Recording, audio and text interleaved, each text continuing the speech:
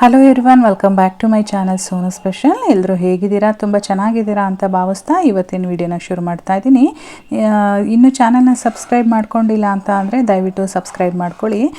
ಮತ್ತು ಕ್ವಿಕ್ಕಾಗಿ ಇವತ್ತೊಂದು breakfast recipe ಜೊತೆ ಬಂದಿದ್ದೀನಿ. ಕೆಲಸಕ್ಕೆ ಹೋಗೋರ್ಗಾಗಿರ್ಬೋದು ಅಥವಾ ಮಕ್ಕಳು ಲಂಚ್ ಬಾಕ್ಸ್ಗಾಗಿರ್ಬೋದು, ಈಗಾಗಲೇ ಸ್ಕೂಲ್ ಶುರುವಾಗ್ತಾ ಇದೆ, ತುಂಬಾ ಚೆನ್ನಾಗಿರುತ್ತೆ. ಇದು ಬಂದುಬಿಟ್ಟು ಕ್ಯಾಪ್ಸಿಕಮ್ ರೈಸ್ ಅಂತೇಳಿ ಒಂದು 10 ನಿಮಿಷದಲ್ಲೆಲ್ಲ ಮಾಡ್ಕೊಳ್ಬೋದು.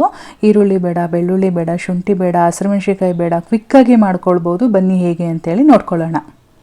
ಮೊದಲನೇದಾಗಿ ಇಲ್ಲೊಂದು ಫ್ರೈಯಿಂಗ್ ಪ್ಯಾನ್ ಇಟ್ಕೊಂಡಿದ್ದೀನಿ. ಇದಕ್ಕೆ 2 ಟೇಬಲ್ ಸ್ಪೂನಷ್ಟು ಕಡಲೆಕಾಯಿ ಬೀಜ ಹಾಕಿದ್ದೀನಿ. ಹಾಗೆ 1.5 ಟೇಬಲ್ ಸ್ಪೂನಷ್ಟು ಕಡಲೆಬೇಳೆ ಹಾಕಿದ್ದೀನಿ. 1 ಟೇಬಲ್ ಸ್ಪೂನಷ್ಟು ಉದ್ದಿನಬೇಳೆ ಹಾಕಿದ್ದೀನಿ.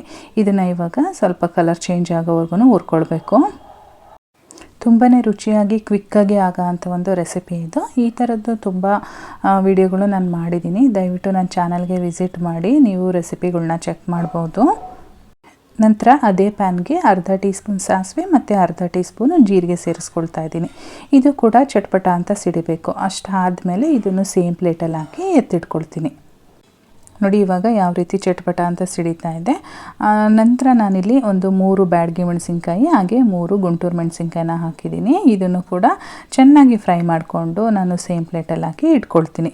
ಅದು ಎಲ್ಲ ತಣ್ಣಗಾದ ಮೇಲೆ ಪೌಡರ್ ಮಾಡ್ಕೊಳ್ಬೇಕು. ಅಷ್ಟರಲ್ಲಿ ನಾನಿಲ್ಲಿ ಇನ್ನೊಂದು ಕಡಾಯಿ ಇಟ್ಕೊಂಡು ಇಲ್ಲಿ ಒಗ್ಗರಣೆಗೆ ಹಾಕ್ಕೊಳ್ತಾ ಇದ್ದೀನಿ. ಒಂದು 2 ಟೀ ಸ್ಪೂನಷ್ಟು ಎಣ್ಣೆ ಸೇರಿಸಿದ್ದೀನಿ. ಎಣ್ಣೆ ಬಿಸಿ ಆದಮೇಲೆ 2 ಸ್ಪೂನು ನಾರ್ಮಲ್ ಸ್ಪೂನಲ್ಲಿ ಕಡಲೆಬೀಜನ ಸೇರಿಸ್ಕೊಳ್ತಾ ಇದ್ದೀನಿ.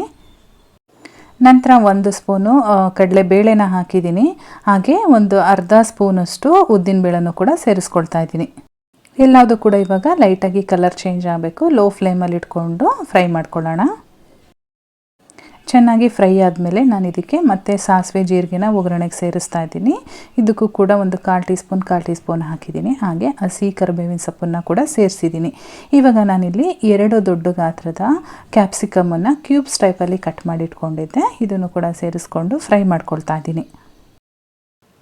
ನಂತರ ಒಂದು 1/4 ಟೀ ಸ್ಪೂನ್ಗಿಂತ ಸ್ವಲ್ಪ ಜಾಸ್ತಿ ಉಪ್ಪನ್ನು ತೊಗೊಂಡಿದ್ದೀನಿ. ಯಾಕೆ ಅಂತ ಅಂದರೆ ಕ್ಯಾಪ್ಸಿಕಮ್ ಬೇಗ ಬೇಯುತ್ತೆ ಉಪ್ಪು ಹಾಕೋದ್ರಿಂದ. ಹಾಗಾಗಿ ಉಪ್ಪು ಹಾಕಿ ಸ್ವಲ್ಪ ಒಗ್ಗರಣೆಯಲ್ಲಿ ಬೇಯಿಸ್ಕೊಳ್ಳೋಣ. ಒಂದು 5 ನಿಮಿಷ ಈ ರೀತಿಲಿ ಕ್ಲೋಸ್ ಮಾಡಿ ಬೇಯಿಸಿದರೆ ಆಯಿತು. ನೋಡಿ ಚೆನ್ನಾಗಿ ಬೆಂದಿದೆ ಇವಾಗ. ಈ ಟೈಮಲ್ಲಿ ನಾನು ಮೊದಲೇ ಹುರಿದು ಪುಡಿ ಮಾಡಿ ಇಟ್ಕೊಂಡಿದ್ನಲ್ವ, ಆ ಪೌಡರ್ನೆಲ್ಲ ಸೇರಿಸ್ಕೊಳ್ತಾ ಇದ್ದೀನಿ. ಕಂಪ್ಲೀಟಾಗಿ ಹಾಕ್ಕೊಳ್ಳೋಣ. ಯಾಕೆಂದರೆ ನಾನು ನಮ್ಗೆ ಎಷ್ಟು ಬೇಕು ಅಷ್ಟೇ ಅಳತೆ ಪ್ರಕಾರ ಹಾಕ್ಕೊಂಡಿದ್ದೀನಿ. ನೀವೇನಾದರೂ ಸ್ವಲ್ಪ ಜಾಸ್ತಿ ಮಾಡ್ತೀರಾ ಅಂತ ಅಂದರೆ ಅದೇ ಕ್ವಾಂಟಿಟಿನ ಸ್ವಲ್ಪ ಜಾಸ್ತಿ ಮಾಡಿಕೊಂಡು ಮಾಡ್ಕೊಳ್ಳಿ.